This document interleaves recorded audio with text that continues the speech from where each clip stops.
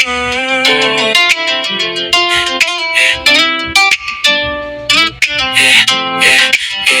barangay Zamora, may isa kabataan nagkatindog para buligan ng atong katawan. Si John Paul Suaan ay markilala sa tanan. Puso nga matinlo, serbisyo ang dalan. Dali palapitan, wala nagapang libak. Pamati sa problema sang tanan. Ngayara sa kalisod kakapoy. May respeto kagugma sa iya ginahin mo. Para sa kabataan, iya ginapangabudlayan. Kitini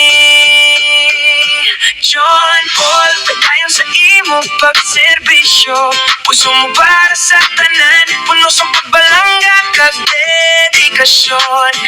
Kabataan kag pamilya, ginaprotektahan mo. Sa atong barangay, ikaw ang paglaom namon.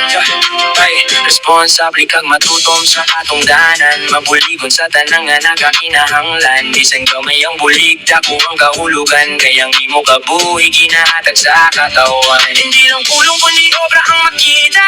Serbisyo nga matuod, halin sa imo puso kaluluwa. Para sa masanag nga buwas ang kabataan. Upod kita magtindo para sa aton barangay. John Paul, pagkayon sa imo dalan. Puso kang serbisyo amo imo ginadala. Zamora, Melisa, de la Rama, magugdanay. Para sa kausbagan kag mas maayo nga kabuhi naton tanan.